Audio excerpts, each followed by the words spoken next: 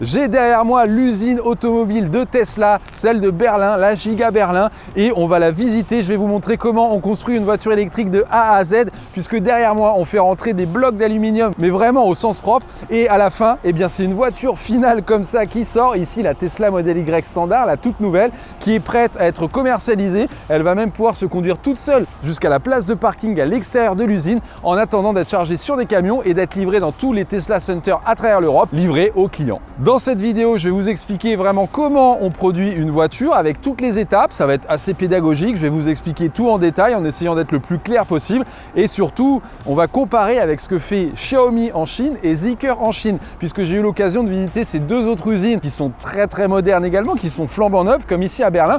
Mais vous allez voir, il y a des différences qui sont quand même assez marquées sur certains petits points, sur la robotisation, sur les salariés, sur le bien-être à l'intérieur. Je vais vraiment vous en parler en détail, en toute transparence, pour faire un petit peu une découverte d'une usine automobile, certes, mais aussi une comparaison avec ce que peut faire la Chine de plus ou de moins. Allez, c'est parti, venez avec moi. Avant de rentrer dans le vif du sujet, petite précision, Tesla dispose de plusieurs usines à travers le monde. Historiquement, c'était aux États-Unis, ensuite ils ont ouvert Shanghai en Chine et maintenant Berlin en Europe depuis quelques années. Ce qui permet bien évidemment de réduire les coûts puisque il y a moins de trajets à effectuer, et puis ça permet aussi d'avoir des voitures électriques plus propres puisque le mix énergétique en Allemagne est plus propre qu'en Chine ou même qu'aux États-Unis. La production d'une voiture électrique nécessite 5 grandes étapes. En gros, c'est à peu près pareil pour une voiture thermique. La première grande étape, c'est l'emboutissage et le casting. Donc en gros, c'est pour former les pièces métalliques. La seconde étape, c'est la caisse en blanc. Donc là, on va venir créer la structure de la voiture, vraiment le châssis, tout ce qui va résister par exemple en cas d'accident. La troisième étape, c'est la peinture. La quatrième étape, on va venir mettre la batterie et le moteur électrique. Et la cinquième étape, c'est la ligne d'assemblage. Et là, c'est ce que vous avez sûrement en tête, où on voit tous les ouvriers mettre le volant, les pédales, les sièges, etc.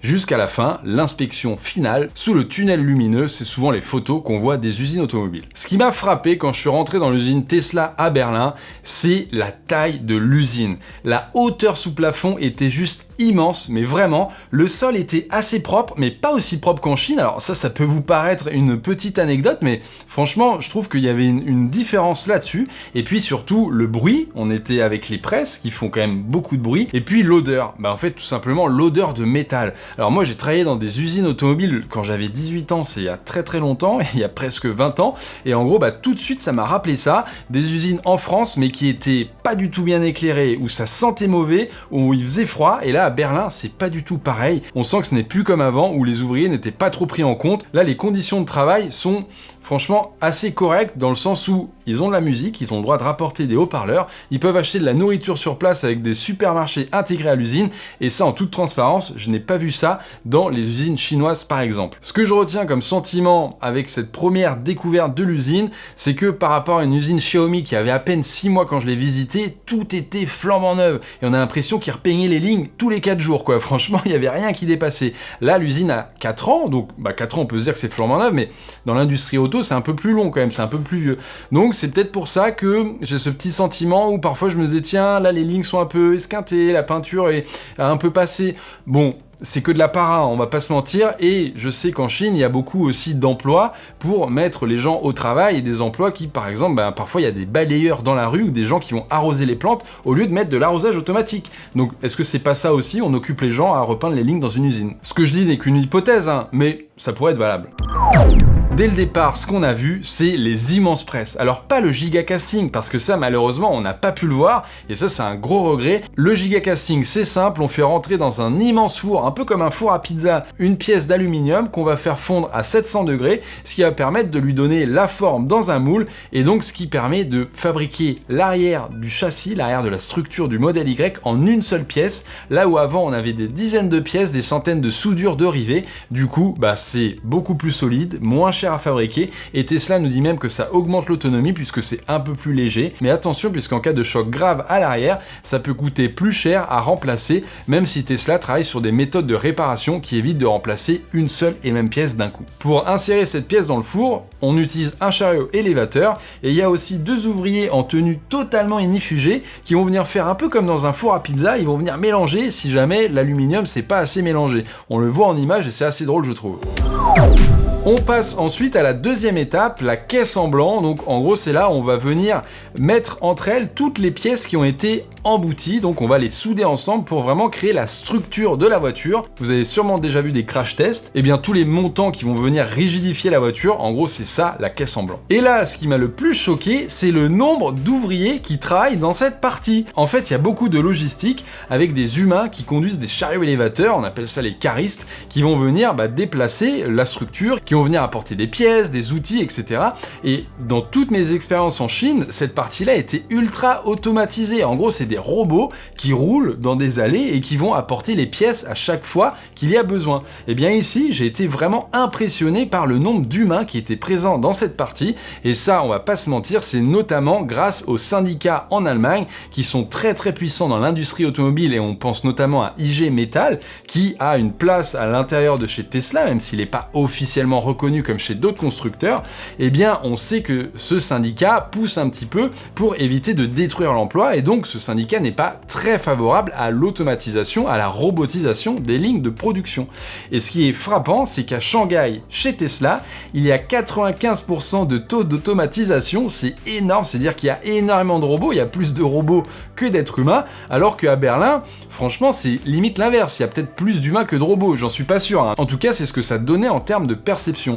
Et c'est drôle de se dire qu'une usine qui est plus ancienne à Shanghai est plus robotisée et plus automatisée qu'en Allemagne, mais puisque là-bas les réglementations, le droit du travail et surtout les syndicats sont beaucoup plus faibles qu'en Europe, et donc c'est le grand débat de l'être humain versus le robot. Mais attention, on n'est quand même pas dans une usine automobile des années 2000 où il y avait quasiment pas un robot, où les seuls robots qu'il y avait c'était potentiellement des bras robotisés qui faisaient des soudures. Non, non, ici il y a quand même beaucoup de robots, il y a certes des caristes en chariot élévateur, mais il y a aussi des robots qui transportent les pièces. Donc c'est assez drôle de voir ce balai entre les humains et les robots qui ne se parlent pas, hein, clairement. C'est les robots qui vont voir les humains, qui vont s'arrêter, qui vont les éviter, etc. C'est toujours impressionnant à voir d'ailleurs. Mais ça ne veut pas dire pour autant que Tesla n'a pas de robots ou d'automatisation au sein de l'usine. D'ailleurs, il y a 2 énormes robots, c'est parmi les plus gros robots dans l'industrie automobile, et ils s'appellent d'ailleurs Godzilla et King Kong chez Tesla en interne à Berlin. Et en gros, c'est clairement des bras robotisés qui vont venir prendre la voiture à bout de bras, comme si vous jouez aux petites voitures, sauf que là, le robot, il va soulever plusieurs centaines, voire plusieurs milliers de kilos à bout de bras. Et ces bras robotisés sont impressionnants, rapides,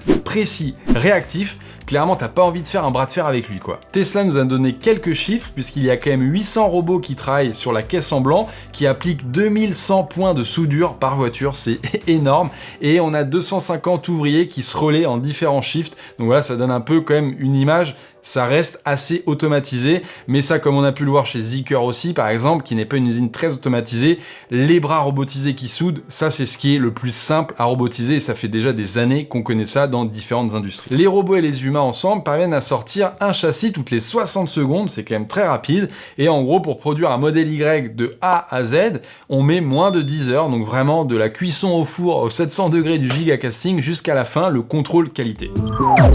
On passe ensuite à la peinture. Malheureusement, on n'a pas eu le droit d'y rentrer puisque c'est très facile de contaminer une peinture d'une voiture. Et à ce moment-là, c'est la catastrophe puisque c'est pas juste la peinture. Non, non, ça va au-delà de ça. En gros, la première étape dans la peinture, c'est qu'on va plonger la caisse, donc vraiment la structure de la voiture, dans un bain anti-corrosion. Et ça, c'est très très important, sinon vous allez rouler 6 mois et la voiture, elle sera rouillée de partout. Donc ça, c'est vraiment une étape très importante qu'il faut pas louper. Ensuite, il y a des bras robotisés, encore eux, environ 200 dans cette étape, qui vont venir appliquer 6 couches de peinture selon les peintures, hein. Certaines sont plus simples à réaliser que d'autres, pour vraiment que ça tienne jusqu'au bout. Et puis on va bien sûr ajouter un vernis, puisque je ne sais pas si vous le savez, mais souvent quand vous rayez votre voiture, c'est pas forcément la peinture que vous rayez, mais c'est le vernis qui est dessus qui est assez épais. Et donc on peut plus facilement rattraper un vernis, alors que quand c'est la peinture vraiment qui est raflée, là c'est un peu plus compliqué. Et dans cet atelier de peinture de Berlin, il y a eu des tests qui ont été faits il y a quelques années pour notamment sortir la nouvelle couleur Quicksilver, qui est un gris pas mat, mais franchement c'est un gris clair qui est assez réussi, et justement Tesla essaye de tout faire pour qu'on oublie la mauvaise qualité de ses peintures. Puisque oui, historiquement, quand les voitures Tesla sortaient des usines des États-Unis, franchement c'était pas catastrophique, mais la qualité des peintures était pas excellente. On pouvait voir des différences entre les différents panneaux, et surtout on pouvait voir souvent que la peinture avait été mal appliquée et que les finitions n'étaient pas très bonnes. Mais ça c'est quasiment de l'histoire ancienne, puisque à Shanghai et à Berlin, et je pense qu'aux États-Unis ils ont dû se mettre un peu à la page également, la qualité a fait un bond en avant. Alors est-ce qu'on est au niveau des meilleurs du secteur? Je ne sais pas. En tout cas, ça n'a plus rien à voir. Même moi qui ai connu une Tesla des années 2020, en termes de finition, que ça soit les joints, les panneaux de carrosserie, l'insonorisation et même la peinture, vraiment c'est le jour et la nuit. Petite spécificité qui est propre à Tesla ou à peut-être certains autres constructeurs, mais vraiment pas tous, c'est que le constructeur américain produit en interne à Berlin les pièces en plastique, par exemple le pare-choc avant et le pare-choc arrière, ce qui permet clairement de réduire les coûts et d'augmenter la cadence puisque on n'est pas en attente d'un sous-traitant externe et par exemple s'il oublie de livrer ou s'il y a un problème, bah là c'est en interne que tout est fait. Petite étape supplémentaire, c'est de peindre le plastique et là vous pensez que c'est simple, mais non, puisqu'il faut avoir la même teinte ou se rapprocher le plus possible de la teinte de la carrosserie, sachant que c'est un matériau totalement différent, et bien ce n'est pas si simple que ça. Et pendant tout ce temps, on a oublié deux éléments principaux. La batterie, sur une voiture électrique c'est très important, et les moteurs électriques qui sont également importants. Et bien ces éléments sont également produits en parallèle en interne chez Tesla. La batterie, on peut pas vraiment dire qu'elle est produite 100% en interne. En gros, Tesla reçoit de ses sous-traitants, LG, Panasonic, BYD, les cellules en provenance de Corée du Sud, de Chine, voire même de Hongrie, puisqu'il y a CATL, le chinois, qui produit en Hongrie pour Tesla. Le constructeur reçoit les cellules, comme si vous receviez des piles chez vous par exemple, et va les intégrer dans un pack batterie. Et c'est ça qui est réalisé en interne en Allemagne. À terme, la bonne nouvelle, c'est que les cellules seront produites directement chez Tesla en Allemagne. Et pourquoi c'est une bonne nouvelle ? Eh bien tout simplement puisque ça va permettre de réduire les coûts, certes, mais surtout réduire l'empreinte écologique de la production de la batterie. Puisque pour une voiture électrique, c'est l'un des process de fabrication les plus polluants avec la production de l'acier et également de l'aluminium pour le châssis. Et le fait que ça soit produit en Chine, on va pas se mentir, en Chine il y a beaucoup de charbon, certes il y a de plus en plus de nucléaire et d'énergie renouvelable, mais il y a aussi encore beaucoup de charbon. Donc il y a beaucoup de CO2 qui est émis pour produire une batterie. Et la bonne nouvelle, c'est que quand ça sera en Allemagne, eh bien ça sera encore plus propre. D'ailleurs, sur ce sujet, vous pouvez aller voir plein d'études, notamment qu'on a relayées sur Frandroid, pour vous dire que oui, même une voiture électrique produite en Chine avec du charbon sera toujours plus propre à rouler qu'une voiture thermique. Et là-dessus, il y a un consensus scientifique, il y a clairement pas de débat. Le seul débat qu'on peut avoir, c'est plutôt sur l'indépendance avec la Chine, puisque en effet, c'est eux qui ont beaucoup de matériaux pour produire les batteries, et actuellement, on va pas se mentir, c'est eux qui inondent le marché avec les batteries. Sans la Chine, clairement, on pourrait pas avoir autant de voitures électriques sur les routes en France. Dernière étape, et non des moindres, c'est la ligne d'assemblage finale. En gros, c'est là où se fait le mariage, c'est-à-dire qu'on va prendre la structure qu'on a créée depuis le départ, depuis le four à pizza à 700 degrés, et on va venir tout mettre dedans, les vitres, le volant, les pédales, les sièges, les pare-chocs, bref, l'intégralité de la voiture. Et là, comme on peut voir sur les images, c'est pas vraiment beaucoup robotisé. C'est vraiment un travail avec énormément d'ouvriers. On comprend un peu mieux quand on voit, puisqu'il y a plein de petites étapes à faire, mais en ayant visité beaucoup d'usines en Chine, on se rend compte que ces étapes, on peut les faire par des robots. Donc c'est là où on sent un petit peu la différence culturelle et non pas juste technique. Je tiens à le souligner, on sait faire des robots en Europe, ou du moins les acheter et les mettre sur des lignes. C'est plus une volonté politique, culturelle et une négociation avec les syndicats. Et tout à l'heure, je parlais des pare-chocs en plastique fabriqués en interne. Eh bien Tesla fabrique tout un tas d'autres choses, et notamment les sièges, les fameux sièges en faux cuir, du cuir vegan, en fait c'est du plastique dit autrement. Eh bien toute cette verticalisation de la production permet encore une fois de réduire les coûts, et c'est comme ça que Tesla peut nous sortir des voitures électriques avec une énorme autonomie, une énorme puissance, une très bonne tenue de route et un bon confort sous les 40 000 €, là où d'autres constructeurs vont galérer à sortir la même chose à moins de 50 000 €. Petite étape que j'ai bien aimée, c'est que les portières sont sur la caisse en blanc, mais elles sont démontées après la peinture pour venir fixer tous les éléments à l'intérieur. Sinon ça serait galère de pas pouvoir ouvrir la portière à fond. Et bien ça c'est fait pour que ça soit le même bain de peinture entre les portières et le reste de la voiture, pour justement ne pas avoir de différence de teinte entre les portières et par exemple les bas de caisse. On arrive après sur mon étape préférée, c'est le tunnel de lumière. En gros, la voiture est totalement finie et ici on va avoir des inspecteurs qui vont venir inspecter clairement la qualité de fabrication de la voiture. Pourquoi on a tout autant de lumière ? Eh bien c'est tout simplement pour avoir différents angles et pour éclairer tous les micro-défauts qu'on ne peut pas voir à l'œil nu sans ces lumières. Eh bien par exemple ça peut être des micro-rayures, ça peut être également des vis oubliées, ça peut être, je ne sais pas, un élément qui n'a pas été inséré sur la voiture à temps, et bien ici, les inspecteurs vont pouvoir dire qu'il manque quelque chose, et la voiture va se faire recaler entre guillemets, c'est-à-dire qu'à la fin de cette ligne, soit elle part au parking et elle est prête à être livrée au client, soit elle va se garer sur le bas-côté, entre guillemets, pour pouvoir réparer ce défaut. Et en parlant de ça, j'ai une anecdote assez sympa sur un constructeur chinois dont je tairai le nom, mais à la fin de cette étape, la voiture roule sur des genres de bosses pour simuler un petit peu comme si vous rouliez sur un chemin vraiment défoncé, pour faire vibrer la voiture, pour que les vis se resserrent, pour que les suspensions se mettent en compression, bref, c'est vraiment l'étape finale.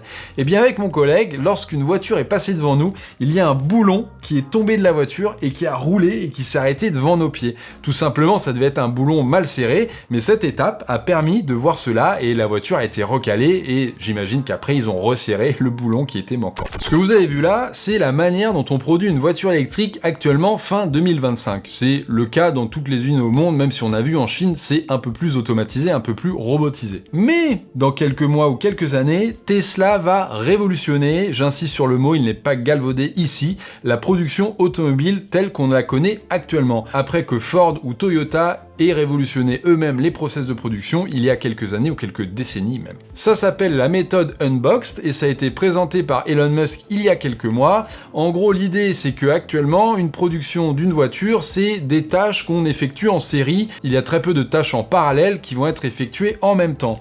Et bien l'idée ici est d'utiliser le gigacasting pour produire une pièce, l'arrière de la voiture, une deuxième pièce, l'avant de la voiture, la pièce du milieu c'est la batterie, le pack batterie qui va être structurel, c'est-à-dire qu'en cas de choc par exemple, eh bien c'est la batterie qui va soutenir la pièce avant et la pièce arrière. Et bien ici par exemple on n'a que 3 pièces qu'on va pouvoir produire en parallèle et qu'on va venir assembler d'un coup, et là on aura gagné beaucoup d'heures de travail, beaucoup de soudure, beaucoup de rivets, et du coup eh bien moins de gens sur la ligne de production et moins besoin de robots également. Elon Musk va très loin dans ses promesses puisque l'homme d'affaires nous promet une réduction de 50% des coûts de production d'une voiture électrique. Alors est-ce que ça veut dire une réduction de 50% du prix à la fin? Honnêtement, connaissant Tesla, ils font une petite marge qui est honnête, on va pas se mentir, mais ils ont pour habitude de réintégrer les gains de production dans le prix final payé par l'acheteur. Donc c'est plutôt une bonne nouvelle. Le prix des Tesla neuves a clairement dégringolé ces dernières années puisque le prix de production a lui aussi dégringolé. Alors je vous vois déjà venir dans les commentaires à poser la question de savoir si cette méthode révolutionnaire ne pourrait pas s'appliquer aux voitures thermiques pour faire baisser encore plus leurs coûts.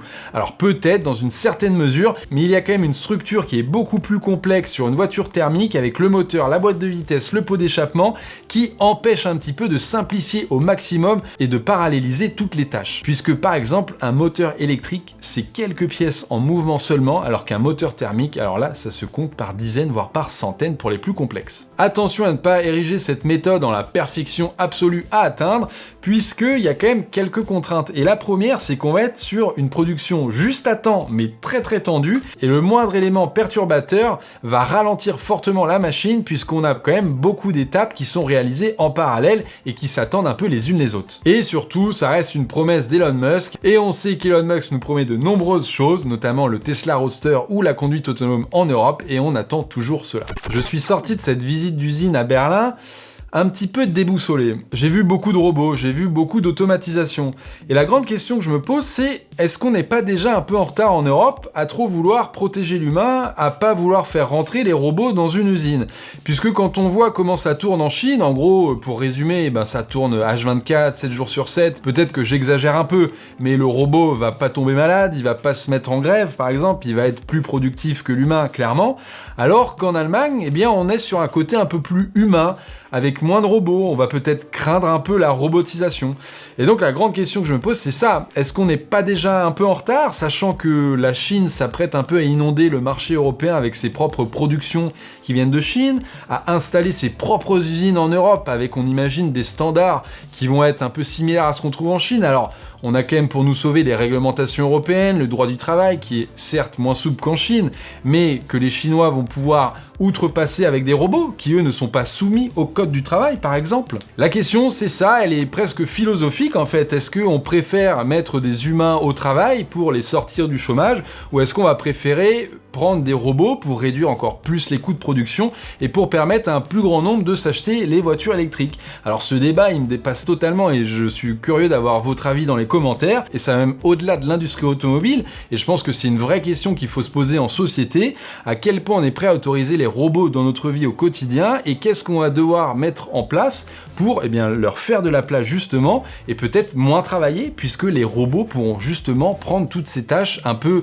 réberbatives, un peu répétitives, pour que nous on puisse se consacrer à d'autres activités plus humaines. À titre perso, je pense qu'on va être obligé de robotiser au maximum, et je pense d'ailleurs que l'être humain s'en portera mieux, puisque comme je disais, on pourra s'adonner à d'autres tâches qui seront plus positives que juste appuyer sur un bouton ou surveiller un robot. J'espère que cette vidéo un peu différente de celle de d'habitude vous a plu, et d'ailleurs n'hésitez pas à laisser un petit commentaire. Est-ce que vous auriez envie qu'on visite davantage d'usines automobiles? Alors moi je dis oui tout de suite, mais donnez-nous votre avis, comme ça on essaiera de vous faire un petit peu visiter des usines chinoises aussi, si elles acceptent de nous ouvrir les portes en vidéo, ou même des usines françaises pour voir à quel point on est en retard ou pas peut-être, puisque la R5 électrique, je serais très curieux d'aller la visiter, notamment les batteries sont produites en France, les moteurs sont produits en France, bref c'est l'une des voitures électriques les plus françaises, cocorico, au monde clairement. D'ici là, n'hésitez pas à nous suivre sur tous nos réseaux sociaux, également sur Twitch où on y parle tech et automobile tous les jours ou presque, et quant à moi je vous dis à la prochaine pour une future vidéo. Salut!